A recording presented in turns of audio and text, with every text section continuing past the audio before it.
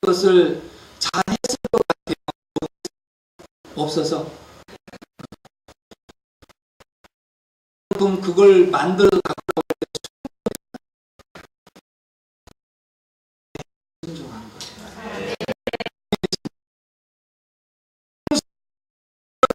한다면 그래 너 좀 여기 왔느냐 모르거든요.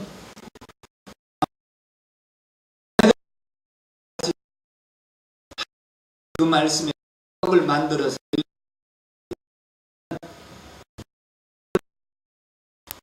그 축복을 이삭이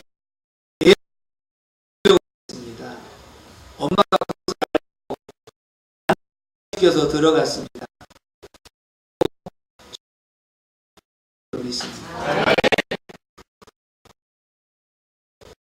얼마나 똥이 차고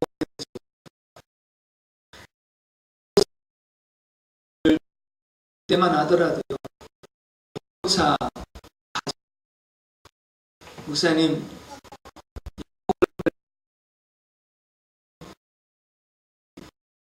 그런 소리 하겠다 안 해도 괜찮아. 그래서 성도들이 의 부족으로 입을 수도 있고 탈 수도 있지 아니라 그때는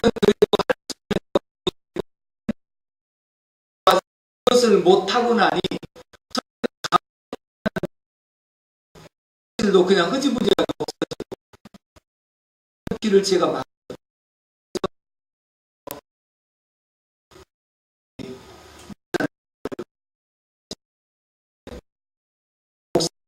말씀이 떨어지면 아멘하고 순종하십시오.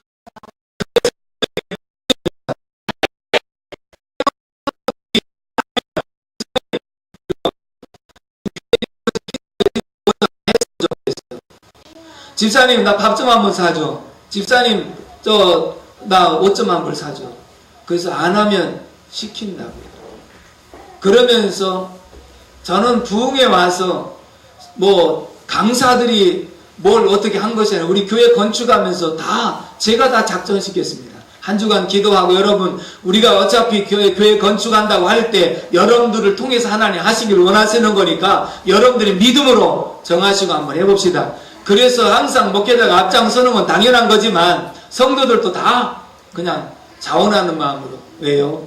그 길이 복된 길이라는 것을 알았기 때문입니다. 아멘이십니까? 그래서 그때부터 제 설교가 달라지기 시작한 겁니다. 그리고 나서 성도들이 축복을 받기 시작하는 겁니다. 그리고 교회가 달라지기 시작한 줄로 믿습니다. 어디 가서도 제가 담대하게 말씀을 전할 수 있는 것은 제가 얻어먹기 위해서 제가 잘 살기 위해서 하는 말이 아니라 하나님의 말씀이고 사람을 기쁘시게 하는 종이 아니라 하나님을 기쁘시게 하는 종이 되기 위해서 하나님 말씀을 올바르게 증거할 때 하나님은 그 말씀대로 역사해 주셨기 때문인 줄로 믿습니다. 아멘. 할렐루야. 아멘. 은사대로 섬기고 봉사한다는 것 얼마나 중요한 일인지 모릅니다. 그리고 하나님께서 내게 주신 그 감동을 멸시하지 않고 즉시로 아멘하고 순종하는 그 모습이 복된 모습이 되는 줄로 믿습니다. 아멘. 교회 안에 쓰임받는 모습도요 여러 가지가 있어요. 저희 지금 권사님 되셨는데 그분은 직장생활 하시면서 토요일날만 되면 오후에 와서 꼭 교회에 마당에 풀을 뽑고 청소를 하고 그런데 그렇게 하는 일이 누구에게 보이기 위해서 하는 일 결단코 아님을 근데 항상 제 눈에 띕니다. 그런 분이 눈에 띄어요. 언제든지 와서 보면 그렇거든요. 근데 남편이 장애를 입어가지고 휠체어를 태워서 그렇게 지극정성으로 보살피는데도요 그렇게 열심히 봉사하지요. 몸으로 봉사하지요. 그 다음에 또 그 어려운 가정 속에서요 건축원도 굉장히 많이 들이면서 헌신하는 그런 가정인 줄로 믿습니다. 그분의 은사대로 그렇게 섬기거든요. 제가 이제 첫 번째 교회 건축했을 때 목양실을 넣었는데 화장실을 그 안에 넣지를 못했었거든요. 그러니까 이제 토요일 날은 설교 준비하는데 항상 교회에서 기도하고 자니까 주일날 아침에 일찍 일어나 세면나루 화장실에 가보면 누가 깨끗하게 청소를 해놨어요. 그래서 어느 날은 좀 일찍 갔습니다. 누군지 모르는데 일찍 갔더니 청소하다가 어떤 집사님이 내가 나오는 걸 보고 놀래가지고 목사님 왜 벌써 나오셨느냐고 죄송하다고 그러면서 그런 얘기를 했어요. 토요일날 교회에서 계시는 것을 저희들이 아는데 주일날 아침 새벽에 나와서 화장실이 너무 지저분하면 주일날 새벽부터 마음이 편치 않으시지 않겠습니까? 그래서 목사님 주일날 마음이라도 편하게 해드리기 위해서 자기가 새벽에 일찍 나와서 그렇게 청소를 하기 시작했노라고. 아무것도 아닌 것 같지만 그 한 가지를 통해서 주의 종의 마음을 감동을 시켰어요. 아멘이십니까? 그 뒤로요, 그분은 미국에 가셨고 이제 나이 드신 지금 8순이 넘으신 집사님, 권사님 부부가 매일같이 새벽에 일찍 나와서 화장실 청소를 다 해 놓으시고 새벽기도 하시고 그리고 가시거든요. 매일같이 그 일을 해요. 그래서 저는 교회 안에 화장실 청소하는 것을 통해서도 하나님 귀하게 쓰시더라는 거예요. 아멘이십니까? 설교할 때 아멘 잘하는 사람도 설교자에게 힘을 주는 사람이더라고요. 제가 어느 날 어느 교회에 가서 첫 설교를 하고 이렇게 내려가는데 앞쪽에 앉았던 나중에 알고 보니 그분이 권사님이라고 하셨는데 목사님 따질 듯이 이렇게 누우시더 왜 그러시나요? 그랬더니 목사님 젊은 사람만 보고 설교하세요? 젊은 사람 왜 좋아하세요? 그러더라고요. 그게 무슨 말씀이시냐고 그랬더니 목사님 왜 성가대성만 쳐다보고 설교하시느냐? 성가대성이 젊은 사람들이 있었던가 봐요. 그래요? 그러면 권사님이시라고 하는데 권사님이 제가 설교할 때 앞으로 설교할 때 아멘을 잘 하시든지 아니면 고개라도 끄덕거리시든지 그러면 그게 여러분 고개를 끄덕거리는데 어제 공감의 언어를 말씀한 것처럼 이것도 공감해 주는 거거든요. 그래서 저는 그래도 설교하면서 골고루 쳐다보는 스타일인데도 불구하고 누구에게 한 번 더 가느냐? 고개라도 끄덕여 주는 사람. 할렐루야. 아멘 잘하는 사람. 할렐루야. 아멘 하나 잘하는 것도 목회자에게 큰 힘 주는 거더라니까요. 아멘 하는데 돈 들어갑니까? 안 들어가고도 목회자에게 힘 준다니까요. 여러분들이 아멘 아멘 하면요 제가 착각을 합니다. 성도들이 은혜 받는가 보다. 잘한다 하면 더 잘한다고 그래가지고 열심히 하다 보면 은혜가 더 되더라고요. 할렐루야. 그런데 아멘도 없고 그냥 노벤으로 그렇게 일관하면요 설교하다가 힘 빠져서 못한다고요. 그래도 이 동네는 아멘을 잘하는 편이요.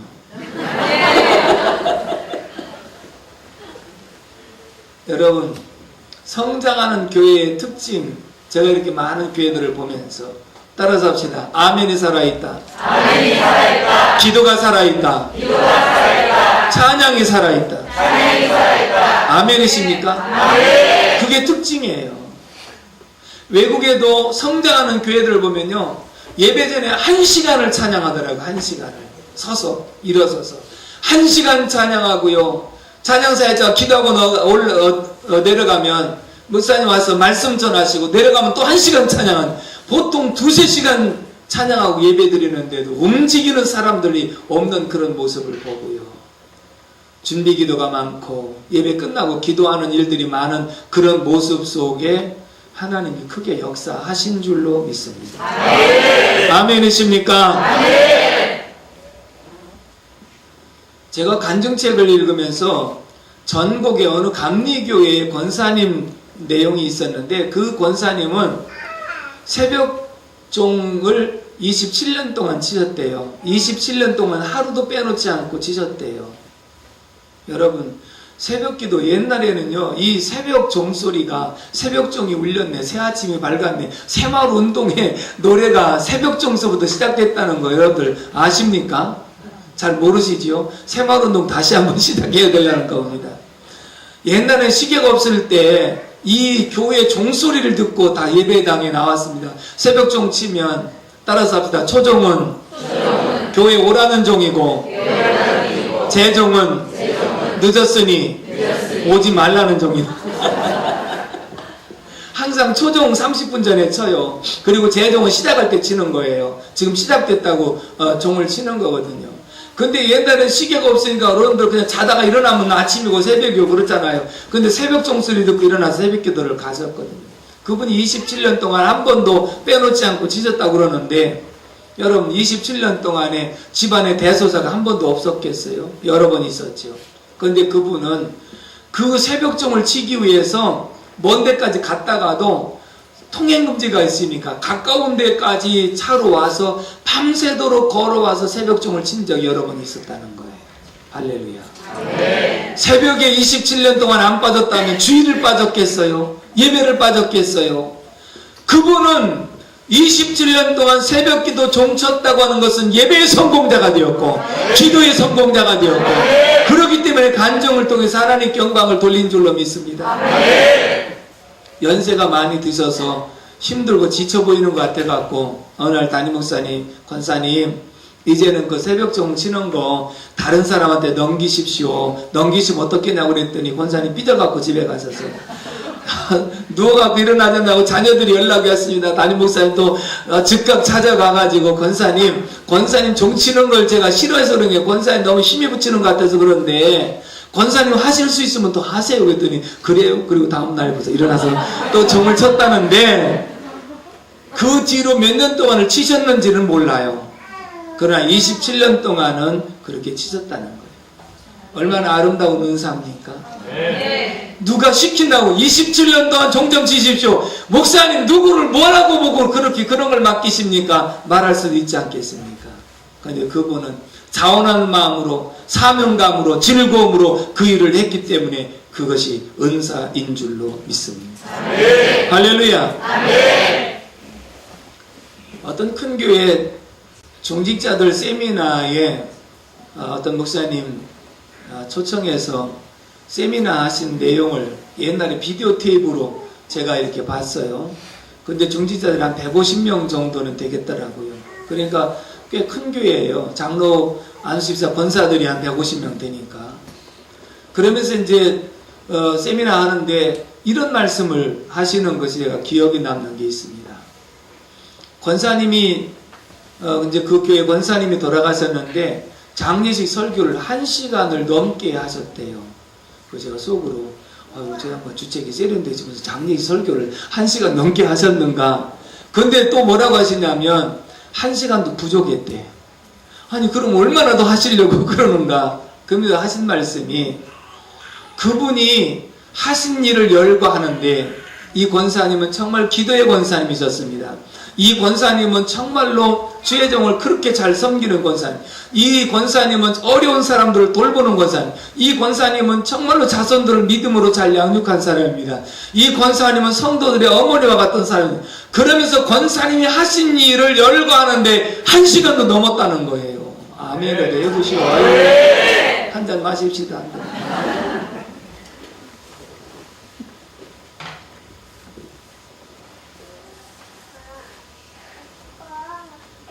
그래서 참 대단하고 멋있는 권사님이시구나. 그런데 공교롭게 한 달쯤 뒤에 다른 권사님이 돌아가셨는데 그 권사님 장례식 설교는 5분도 채 안 됐고 전했다는 거예요. 그런데 5분 메시지 가운데 내용은, 여러분 신앙생활 할 바엔 이 권사처럼 하지 마십시오. 그렇게 말하고 싶었지만 솔직하게 말하는 거예요. 그렇게 말하고 싶었지만 자손들 때문에 차마 그렇게는 말을 못했습니다. 지금 다른 교회에 와서 지금 하시는 말씀이거든요. 그러시면서 하신 말씀이, 그 다음 말씀이 더 무서운 말씀이에요. 제가 저희 교회에서 이렇게 말했습니다. 여러분들이 먼저 돌아가셔서 내가 장례를 집례하게 될런지, 내가 먼저 하나님 앞에 가서 여러분들이 내 장례식에 참여할런지 그건 아무도 알 수 없습니다. 그러나 우리 성도들에게 분명하게 말씀했습니다. 여러분들이 만약에 먼저 돌아가서 장례식을 내가 집례하게 된다면 제발 부탁합니다. 장례식 때 설교할 수 있는 설교거리를 좀 만들어주고 가십시오. 아멘. 설교할 수 있는 설교거리를 좀 만들어주고 가십시오. 제발 이분은 정말 이런 일들을 정말 했습니다라고 할 수 있는 것을 좀 성도들이 공감할 수 있는 그 설교거리를 좀 만들어주고 가십시오. 그 설교거리가 하늘의 상급인 줄로 믿습니다. 그 설교거리가 축복인 줄로 믿습니다. 그 설교거리가 신앙의 유산인 줄로 믿습니다. 이것이 있어야 되지 않겠느냐 그 말입니다.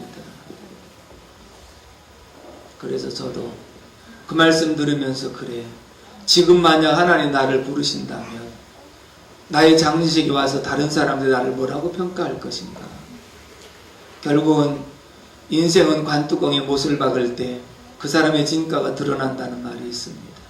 그러므로 우리는 젊었기 때문에 아직 멀었다고 생각할 수 있죠. 분명합니다. 그러나 우리는 오래 살고 짧게 살고가 문제가 아니고 하루하루 최선을 다해서 언제 주님이 부르시더라도 우리는 기꺼이 기쁜 마음으로 가되 바울사도처럼 내가 선한 싸움을 싸우고 나의 달려갈 길을 마치고 믿음을 지켰으니 이제후로 나를 위하여 의의 면류관이 예비되었은즉 그날에 내게만 아니라 그날을 사모하는 모든 자에게도니라. 할렐루야. 의의 면류관을 받으러 가는 개선장구가 같은 모습으로 주님 앞에 서야 될 줄로 믿습니다. 마지막에 11절을 읽고 말씀 마치겠습니다. 베드로전서 4장 11절 말씀. 만일 누가 말하려면 하나님의 말씀을 하는 것 같이 하고, 따라서 합시다. 누가 봉사하려면 하나님이 공급하시는 힘으로 하는 것 같이 하라. 아멘. 누가 만약 말하려면 하나님 말씀해 주셔서 하는 것처럼 하고, 만약 봉사하려고 하게 되면 하나님이 공급해 주시는 힘으로 하는 것 같이 하라. 할렐루야. 아멘. 따라서 합시다. 재물의 청지기. 아멘이십니까? 아멘. 우리에게 물질 맡겨주신 것은 빈손으로 왔다가 하나님 맡겨주셔서 내가 갈 때는 다 놓고 간다는 사실을 기억하시기 바랍니다. 아멘. 그런데 저는 이 재물의 청지기에 있어서 이런 것을 어릴 때 깨달은 게 있습니다. 어려서 부모님이 이제 가을에 추수하고 떡을 하면요, 시골 인심들은 동네 사람들 다 나눠 먹잖아요. 그래서 얘 떡 좀 갖다 줘라 그러면 신나가지고 떡 심부름하는 건 그렇게 신날 수가 없어요. 그거 그냥 가지고 가서 이웃집에 갖다 드리면 또 심부름했다고 칭찬도 해주고, 때로는 용돈도 줄 때도 있고, 또 먹을 것도 담아서 줄 때도 있고, 그냥 또 막 즐거워하고 열심히 가다 보면 넘어져갖고 그러면 또 다시 가서 가지고 가고. 왜요? 내 거 생색내는 게 아니고 부모님 거 가지고 내가 심부름만 해줬는데도 잘했다 칭찬받는다고 말이에요. 부모님으로 나는 심부름 잘해서 칭찬받고, 또 그 집은 또 심부름 왔다고 칭찬받고, 얼마나 좋습니까? 근데 시골에서 살면서 연장 빌려와라, 뭐 좀 빌려와라 그러면 그거는 정말로 갈 수가 없을, 얻어맞으면서라도 안 가려고 했던 이제 그런 기억이 있는데, 갖다 주라고 하는 게 그렇게 즐거웠거든요.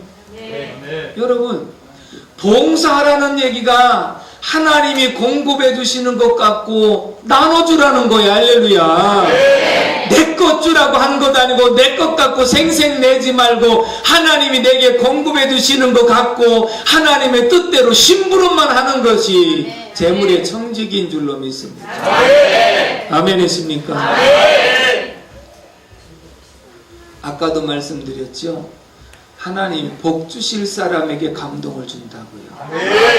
그건 분명한 거예요. 아무에게는 감동 안 줘요. 신앙이 없으면 감동이 와도 모르고요. 또 그만한 믿음을 하나님 보시기 때문에 감동 주는 거기 때문에 중요한 것은 일단 감동이 왔을 때 믿음으로 아멘 하십시오. 그리고 그 다음 단계가 중요한 것은 환경 바라보지 마십시오. 하나님, 저에게 이런 감동을 주시는 거 감사합니다. 이것을 감당하겠습니다. 감당할 수 있는 여건 주시고 감당할 수 있는 은혜를 주시옵소서. 내가 믿음으로 받아 감당하려고 노력하고 기도하면 하나님이 전혀 생각지 않은 방법을 통해서도 역사하시는 줄로 믿습니다. 어떤 분이 건축원금을 작정을 했는데요, 도저히 감동이 와서 작정을 했는데 도저히 어떻게 낼 만한 형편이 안 되는 거예요. 그래서 하나님 이거 감당할 수 있도록 도와달라고 계속 기도했더니요, 한 10여 년 전에 돈 떼어먹고 도망갔던 사람이요, 그 사람이 어떻게 찾아서 연락해가지고 돈을 가지고 왔더라는 거예요. 건축원금 작정한 것만큼. 그런데 가만히 생각해 보니까 내가 이거 드리게 해달라고 기도할 때 그 사람 마음이 얼마나 괴로웠겠는가.